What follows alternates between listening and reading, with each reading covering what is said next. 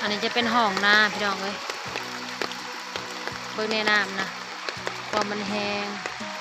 ไหลลงมาเขาก็มาเฮ็ดหลี่อยู่นี่พี่น้องปากหลี่ของสาวสุปนีเฮ็ดไว้รัดปลาแต่ช่วงนี้เขาก็จะปลาให้ปลาขึ้นซะก่อน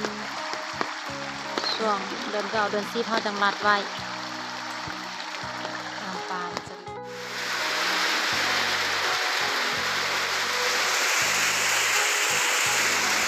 ฝนตกพี่น้องเอ้ยตกคักตกแน่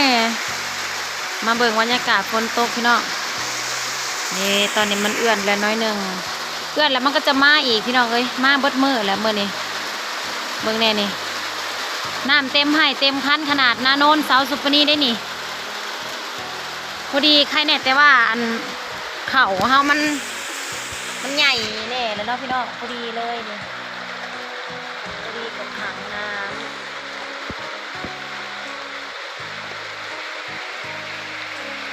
เครื่องลำต้นแต่ขนาดนาโนนได้นี่หน้าน้ำบ่ให้ว้าวพี่น้องท่วมหัวเบิ่งเด้อให้เบิ่งหน้าน้ำเบาห้ำเต็มเลยยังไม่ทันได้ลงเลยสงสัยอันเพิ่นอัดท่อไว้เต็มคู่ให้คู่คันโอ้วา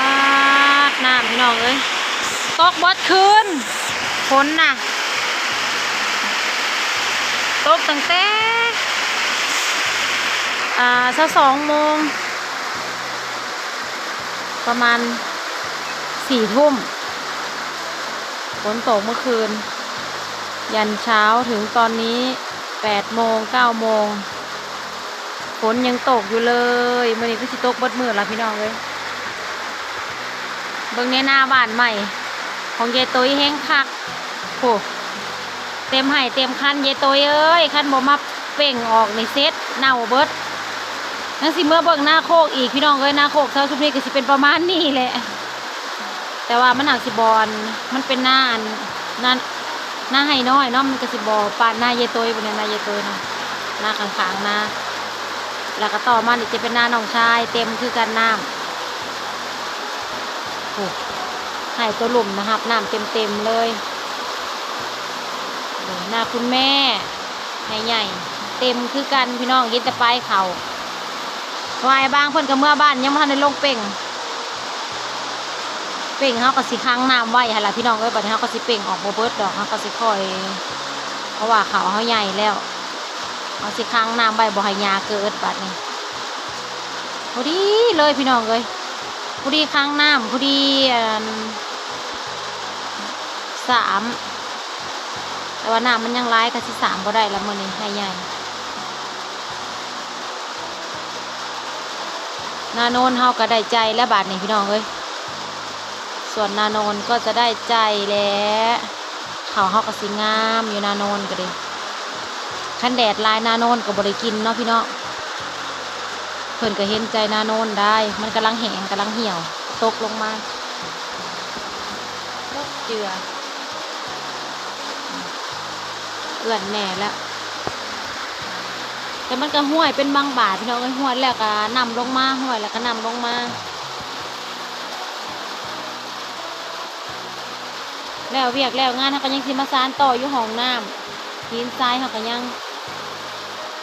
ห้องน้ำก็ยังก่อเพราะท่านแล้วได้สุดอยู่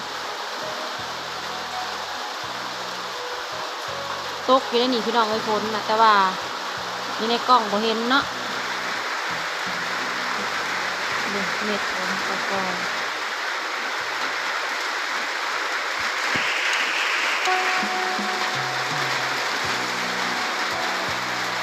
โอ้ข้างหน้าเสาคิ้วแห่งค่ะเบิ่งที่หลายพี่น้องฝนตกตั้งแต่เมื่อคืนนี้จนฮอดตอนนี้เป็นเวลา9 โมง 10 โมงก็ยังบ่เศร้ามันก็เลยน้ำเต็มให้เต็มคันพี่น้องเลยคักดีแถวนาโนนนี่ได้ใจแล้วนาโนนคักดีอันนี้คุณน่ะนี่คือไหนาโนนแคมเทียงเนาะ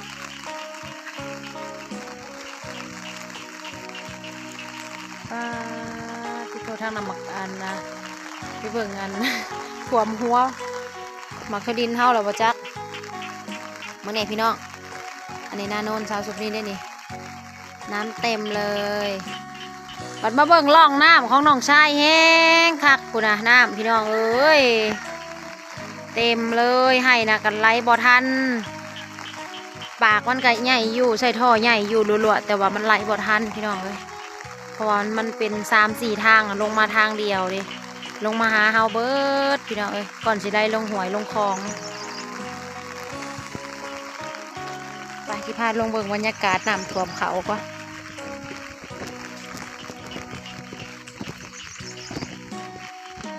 น้ำท่วมเขาให้นี่ก็เป็นของคุณแม่ท่วมแต่ว่าได้ใจได้ม้วนให้น้อยนะงามงามคืออยู่ในเล่านี่คักคักแท้เขียวแล้วก็น้ำเต็มให้เต็มคันคักคัก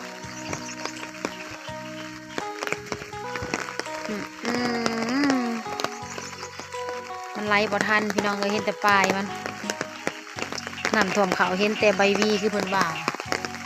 เอ้า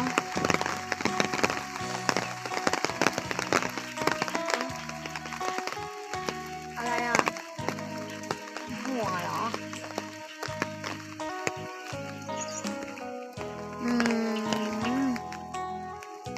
เบิ่งเนี่ยมันไหลบ่ทันพี่น้องเลยคุณน่ะมันก็ไหลมองนี่นะคุณน่ะรัวๆลงมาทางนั้น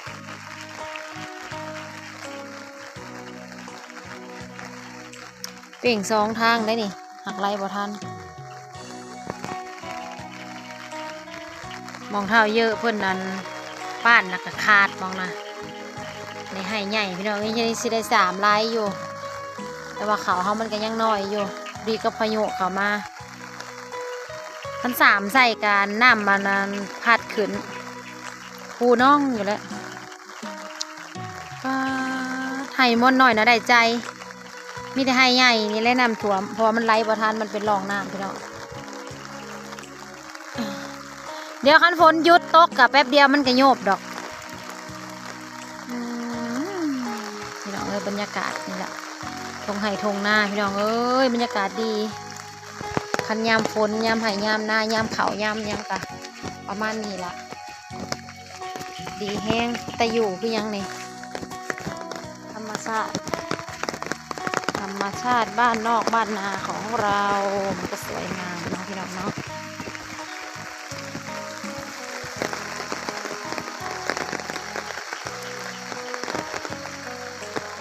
ขนาดนาโนนยังเต็มเตาเขากระติดเลยได้พี่น้องผูกก้นตัวติดแล้วบริจูกันยังติดพ่อใหญ่หน้าโน้นนะบ่แป้งก็ได้เพราะเดี๋ยวมันก็บกจากนั้นแหละตกบดคืนมาจักหน้ามองนะพี่น้องเอ้ยพี่ภาพไปเบิ่งมองนะคือน้ำแห้งแท้ไปตาอันปลาหลี่ปลาต้อนแท้มาเบิ่งทางนี้นะคะขักเขาคุณแม่ให้นี่ค่ะแล้วนั้นมันเป็นวางคุณพ่อจะเห็ดยังพ่อเป่งบ่